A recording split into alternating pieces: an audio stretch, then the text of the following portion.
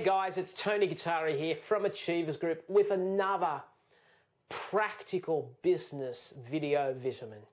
Hey guys, I really wanted to talk to you about how to fascinate people.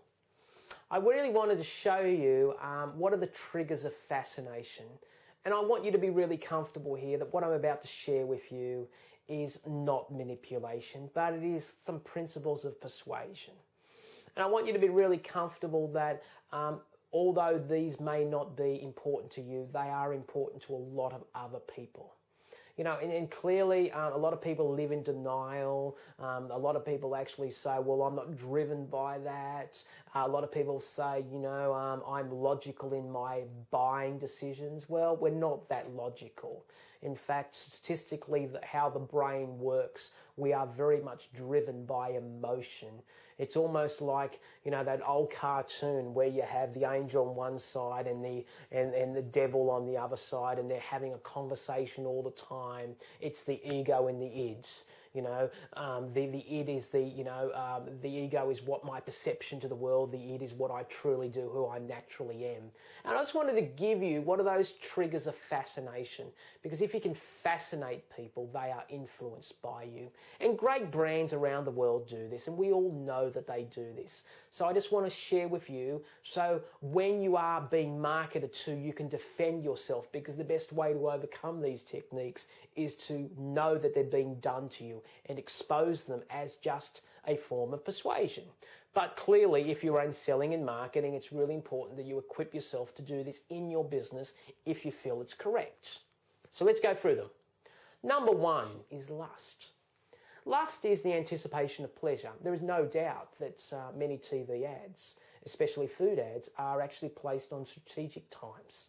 There is no doubt that a chocolate ad, that an ice cream ad of deep, rich chocolates is actually put on strategically between 8 and 9:30 at night.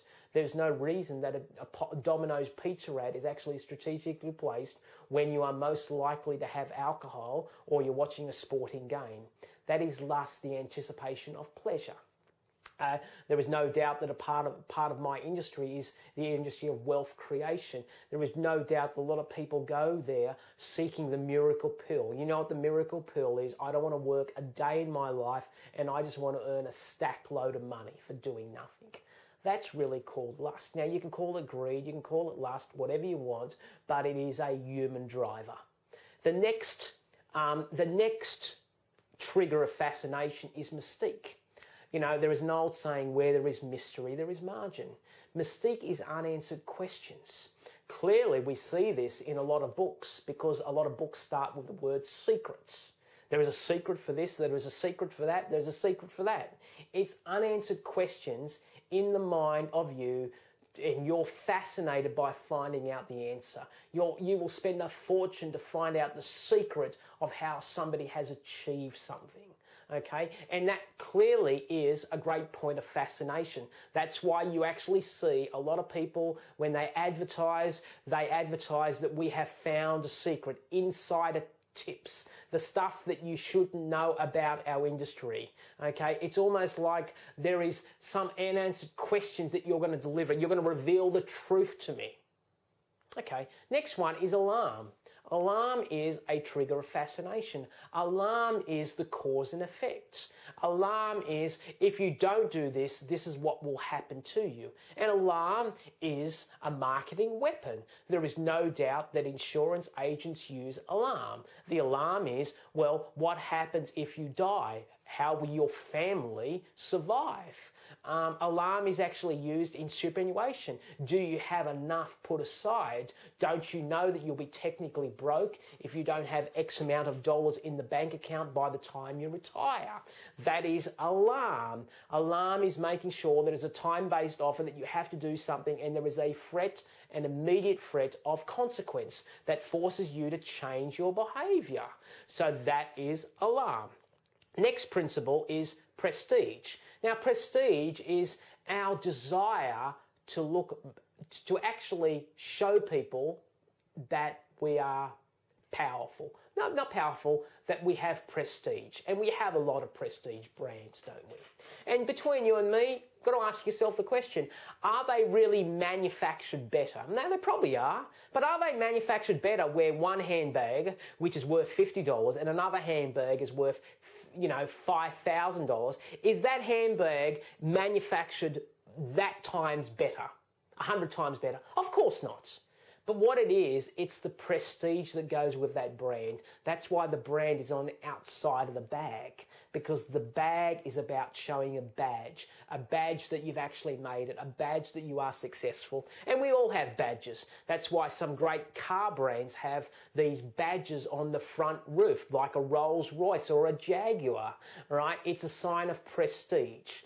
It's really amazing. I read a book once where I think in Dubai, they actually, the way they give out car plates is they're numerically sequenced. So they start with 1 and they continue to go up. Now, I'm led to believe that you can sell your number plates. And I'm led to believe the number 1 number plate in Dubai was sold for $10 million. That's $10 million so you can actually have a number plate with the number 1. That is clearly a sign of prestige, and we do know that is a very powerful motivating force in some of us.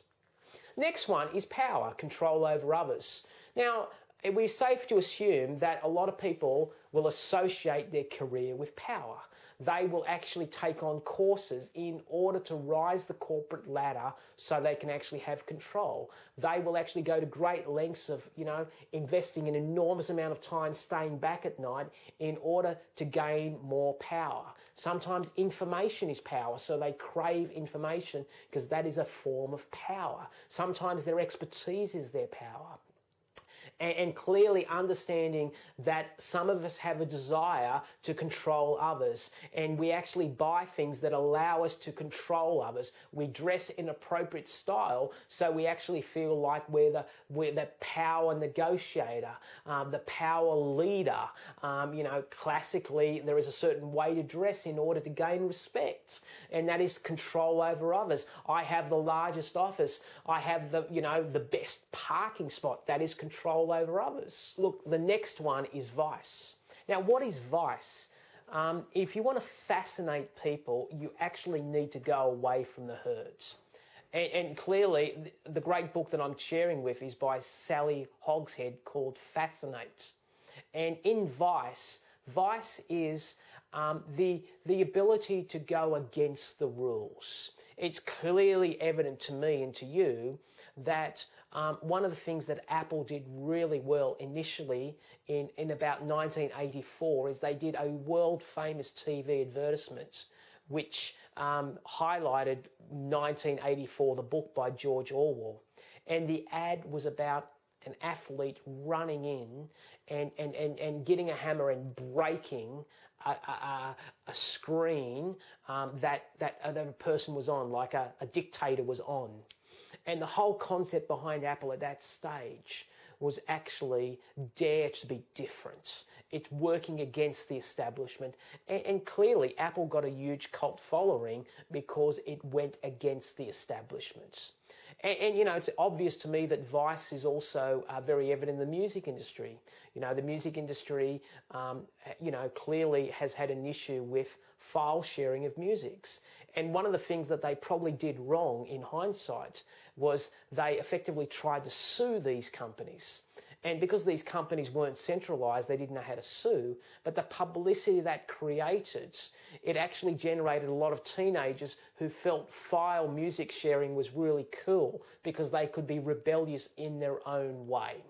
So that is another important principle of fascination. The next one and the last one is trust. It's certainty. It's actually making sure that you people are fascinated if you are creditable, if you give them certainty, if you're in a leadership position, if you are number one, if you have authenticity, if you have awards.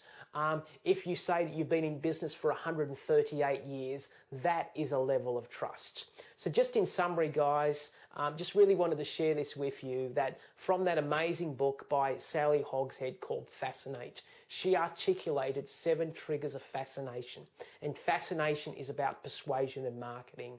And they were lust, the anticipation of pleasure. They were mystique, unanswered questions. They were alarm, threat of immediate consequence. They were prestige, symbol of rank and respect. They were power, control over others. And they were vice, rebellion against rules. And they were trust, certainty. Look at your marketing and ask yourself the question, are we using these triggers?